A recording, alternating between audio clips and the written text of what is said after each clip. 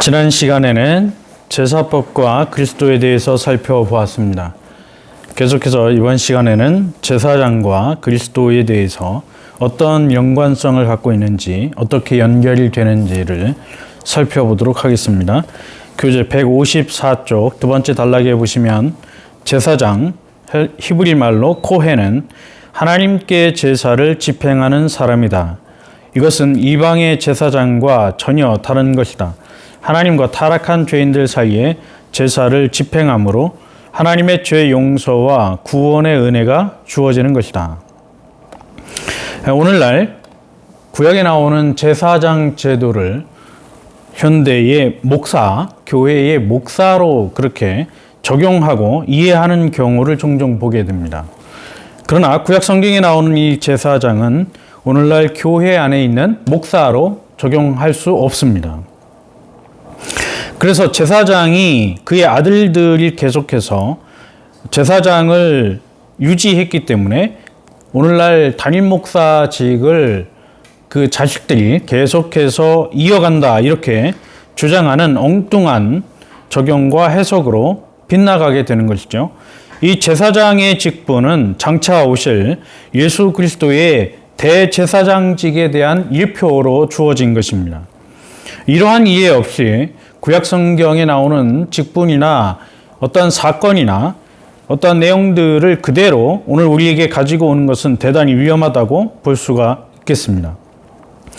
구약에 나오는 이 제사는 하나님께서 정하신 것이고 하나님의 방법입니다. 이 제사장직 역시 하나님과 사람 사이의 중개자의 역할을 하는 방편으로 등장하는데 이 제사장의 제도 역시 하나님이 만드신 것이고 하나님의 방법에 따라서 제사장이 주어지는 것이죠. 이는 장차 신약에 오실 대제사장 예수 그리스도를 예표하는 것입니다. 그리스도께서 오셔서 하나님과 사람 사이에 중보자가 되어주셨습니다. 예수님이 친히 대제사장으로서 제물이 되어주셨습니다. 그리고 하나님의 우편에 오늘 우리들을 위해서 하나님의 우편에서 중보 기도를 하고 계신 것입니다. 이 중보자라고 하는 단어, 메시테스라고 하는 헬라어 단어는 성경에 단 6번 등장하는데 바울 서신에 3번 등장하고 히브리서에 3번 등장합니다. 원래 이 메시테스라고 하는 단어는 언약을 체결할 때 당사자들 양쪽의 언약이 이루어지도록 중재하는 역할을 하는 사람, 그런 역할을 하는 사람을 메시테스, 중보자라고 했습니다. 그런데 이 단어를 성경에서는 하나님과 그 백성 사이에 중보자 혹은 중재자라는 의미로 사용하고 있습니다. 히브리서 4장 14절에 보면 그러므로 우리에게 큰 대제사장이 계시니 승천하신 이 곧 하나님의 아들 예수시라 우리가 믿는 도리를 굳게 잡을지어다. 하나님과 우리 사이에, 그러니까 하나님과 그리스도의 백성들 사이에 유일하신 대제사장이 계신다. 그분이 바로 예수 그리스도라고 하는 것이죠. 그래서 그 예수 그리스도가 하나님과 하나님의 백성들 사이에서 중보자, 중개자 역할을 하고 계신다. 그런 의미로서 예수 그리스도를 유일한 중보자라고 성경은 표현하고 있는 것입니다. 154쪽 마지막 단락에 보시면 성경은 제사장의 직무, 선택과 기름 부음, 의무들과 특징들에 대해 언급한다. 제사장의 역할의 중심에는 중재자의 직분도 있었다. 로마 캐톨릭이 사제를 중보자라고 언급합니다. 그러니까 가톨릭은 사제가 하나님과 신자들 사이에 중보자가 된다. 그래서 그 사제가 죄를 사해주는 역할도 하고, 그래서 이 사제를 중보자로서의 자리에 올려놓게 되는 것이죠. 뿐만 아니라 마리아나 성인들이 중보자의 역할을 한다. 이렇게 로마 캐톨릭이 가르치고 있습니다. 근데 로마 카톨릭의 신학을 집대성한 신학자가 토마스 아퀴나스인데 이 토마스 아퀴나스가 뭐라고 말했는가 하면 마리아는 탄생 전에 원죄를 사함받았다. 그렇게 주장합니다. 그러니까 마리아는 태어나면서부터 무죄로 태어났다 이렇게 주장을 한 것이죠. 이 토마스 아퀴나스의 이 발언이 훗날 마리아 숭배의 길을 열어놓게 됩니다. 그래서 2차 바티칸 회의에서 주교를 배척하면 그리스도를 배척합니다. 그렇게 결정을 합니다. 그러니까 마리아를 중보자의 역할에 올려놓고 성인들이나 사제를, 주교들을 중보자의 자리에 올려놓는 결과를 낳게 된 것이죠. 이러한 결정을 하게 되는 중요한 인물이 바로 토마스 아퀴나스였고, 중요한 회의가 2차 바티칸 회의였습니다. 자, 그런데 칼빈은 이에 대해서 만인제사장서를 주장하면서 성도가 하나님 앞에 예수 그리스도의 이름으로 기도하고 예배할 수 있다, 그렇게 강조합니다. 그러니까 가톨릭이 주장했던 중보자 역할을 예수 그리스도 외에는 할 수 없고, 예수 그리스도의 보혈을 의지하고 성도들은 누구든지 하나님 앞에 기도할 수 있고 예배할 수 있다는 것이죠. 이것이 오늘 개혁신학이 주장하는 중보자론입니다. 그런데 이러한 칼빈이 주장했던 것과 성경이 주장했던 것에 반해서 오늘날 한국 교회가 걸어가는 길을 보면 엉뚱한 방향으로 지금 가고 있다는 것을 발견하게 됩니다. 오늘날 교회에서 중보기도를 하자 그러면서 신자들이 중보기도를 한다. 그러니까 다른 성도들을 위해서 중보기도한다. 이것을 목회자들이 나서서 강조하고 있죠. 자, 이 시간에 누구를 위해서 우리 다 같이 중보기도합시다. 대단히 위험한 사상이죠. 성경을 엉터리로 알고 있는 거예요. 그리고 목사가 기도해주면 하나님께서 더 빨리 응답해 주신다. 이런 또 미신적인 사상을 갖고 있습니다. 그러니까 우리가 아는 대로 무속 종교에 가면 무당이 신에게 구슬하거나 빌면 더 빨리, 우리가 비는 것보다 더 빨리 응답해 주는 것처럼, 그러한 이해와 그러한 사고방식을 교회 안에도 가지고 들어와서 목사가 마치 무당과 동등한 그런 자리에 있는 것처럼 그렇게 이해하는 경우가 대단히 많이 있습니다.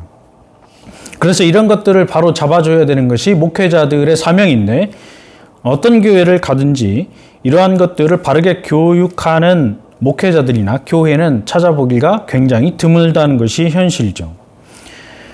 계속해서 155쪽 첫 번째 단락에 보면 후에 성전과 제사를 드리는 다른 장소에서도 봉사를 하였다.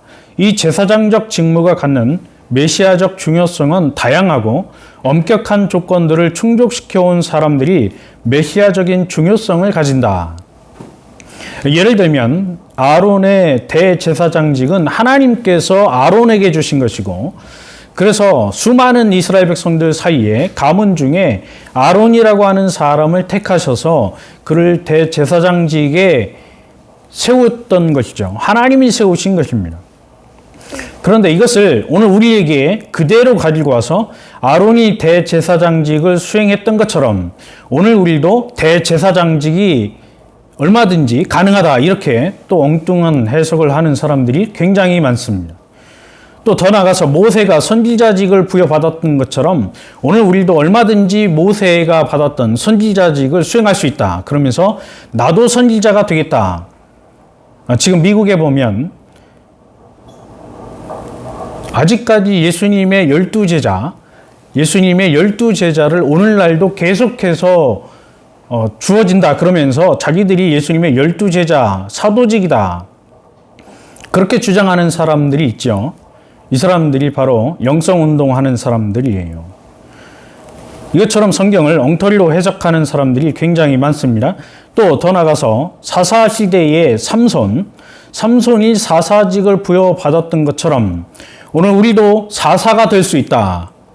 그러니까 성경에 나오는 직분들을 걸러내지 않고 그대로 우리에게 가지고 오는 그런 해석들이 오늘날 터무니없이 많이 자행되고 있습니다. 다윗이 왕직을 수행했던 것처럼 오늘 우리들은 누구나 다 왕이 될 수 있다. 그러면서 이것도 다윗의 왕직도 해석 없이 우리에게 그대로 곧바로 가지고 와서 적용하는 것을 볼 수 있죠. 그러나 아론의 대제사장직이나 모세의 선지자직이나 삼손의 사사직이나 다윗의 왕직은 오늘 우리에게 그대로 주어지는 직분이 아니고 신약에 오시는 예수 그리스도의 메시아직에 대한 예표입니다. 그러니까 이러한 개념이 전혀 없이 우리에게 그대로 가지고 오게 되면 굉장한 혼란을 초래할 수밖에 없다는 것이죠. 그런데 그대로 가지고 오는 것을 오늘날 교회 안에서 많이 볼 수 있습니다. 이들이 수행한 의무들은 메시아적인 중요성을 가지고 특히 여호와의 구속과 회복의 약속, 사역에 관한 이전의 메시아 계시라고 하는 빛에서 볼 때 이것이 가능한 것입니다. 따라서 좁은 의미와 넓은 의미의 메시아 개념의 다양한 측면들이 제사장의 인성과 그들의 사역 속에 포함되어 있습니다. 이러한 것을 간과하게 되면 성경을 엉터리로 이해할 수밖에 없는 것이죠. 155쪽 두 번째 단락에 보면 모세는 하나님께 드리는 예배와 관련된 모든 기물과 사람들에게 기름을 부었다. 그래서 레위기 8장 10절에서 13절에 보면 모세가 관유를 가져다가 성막과 그 안에 있는 모든 것에 발라 거룩하게 하고 또 제단에 7번 뿌리고 또 그 제단과 그 모든 기구와 물두멍과 그 받침에 발라 거룩하게 하고 또 관유를 아론의 머리에 붓고 그에게 발라 거룩하게 하고 모세가 또 아론의 아들들을 데려다가 그들에게 속옷을 입히고 띠를 띄우며 관을 씌웠으니 여호와께서 모세에게 명한 것과 같았더라. 자, 이 말씀을 가지고 또 오늘날 우리에게 그대로 가지고 와서 오늘날 교회 안에 있는 사용하는 모든 기구들, 예를 들면 마이크 혹은 강대상, 목사들이 입는 가운, 혹은 성도들이 앉아있는 의자, 책상, 이런 모든 기구들에 기름을 바르는 경우를 보게 됩니다. 어떤 기름을 바를 것이냐, 식용유를 바르기도 하고 다양한 기름을 바르는데 그렇게 해서 마치 그 기름들을 바르면 거룩해지는 것처럼 그렇게 엉터리로 이해하는 경우를 종종 보게 되죠. 그러나 구약에 나오는 이 거룩이라고 하는 것, 기름을 바른다라고 하는 의미는 핵심이 거룩에 있습니다. 그러니까 세상적인 방법, 세상적인 동일한 기구이고 도구이지만 그것이 하나님 앞에 사용될 때 세상적인 도구가 거룩하게 된다라고 하는 표시의 의미로 기름을 바르는 것이죠. 그래서 신약을 통해서 이해하고 신약 성경을 통해서 적용해야 하는 것입니다. 더 나아가서 출애굽기 40장 9절에서 11절에 보면 또 관유를 가져다가 성막과 그 안에 있는 모든 것에 발라 그것과 그 모든 기구를 거룩하게 하라. 그것이 거룩하리라. 너는 또 번제단과 그 모든 기구에 발라 그 안을 거룩하게 하라. 그 제단이 지극히 거룩하리라. 너는 또 물두멍과 그 받침에 발라 거룩하게 하고, 여기에 나오는 것도 마찬가지로 거룩이라고 하는 단어의 핵심이 있는 것이지 기름을 기구에 바른다라고 하는 그 단순한 행위에 있지 않다라고 하는 것이죠. 그런데 이 거룩이라고 하는 단어에는 관심이 없고, 그러니까 하나님께서 왜 이것을 명하셨는지에 대해서는 관심이 전혀 없고, 그 나타나는 현상들과 어떠한 행위를 했는가에만 관심을 가지고 그 행위들을 오늘 우리들에게 그대로 적용하려고 하는 이런 문제들에 봉착하게 되어 있다는 것이죠.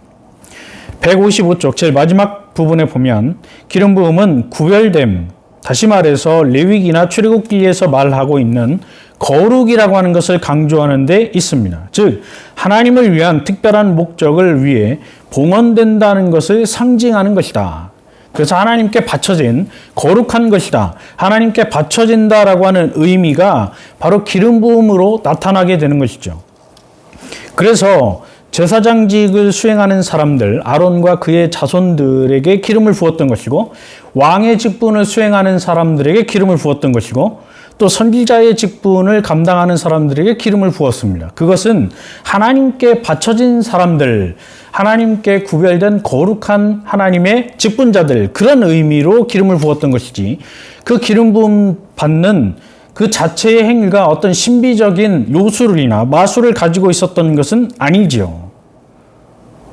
그런데 이것을 마치 그 행위에 관심을 가지고 있어서 오늘날도 목사 안수를 받을 때 거룩한 기름을 부음 받았다, 이런 식으로 적용을 하고 있습니다.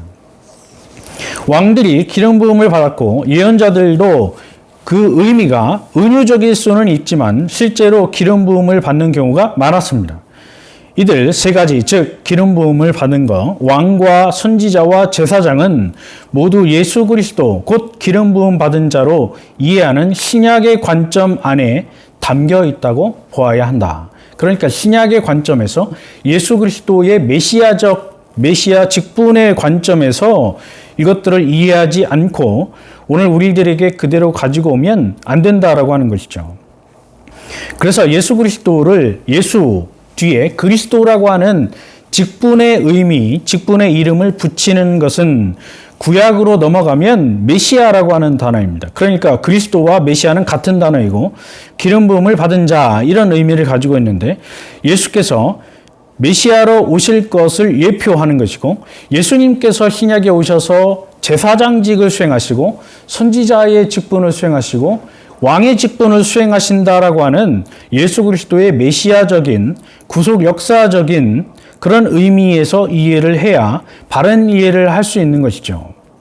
그래서 하나님께 바쳐진 자로 구속의 역사를 완성하시는 완성자이시고 우리의 중보자이신 예수 그리스도의 그리스도 직분, 메시아 직분을 구약의 직분들이 소개하고 예표하고 있다고 볼 수가 있는 것입니다. 이러한 의미를 이해할 때 제사장 직분이 신약에 오시는 예수 그리스도의 그리스도 직분과 연결된다고 우리가 이해할 수 있는 것입니다. 오늘 강의는 여기까지 하겠습니다. 감사합니다.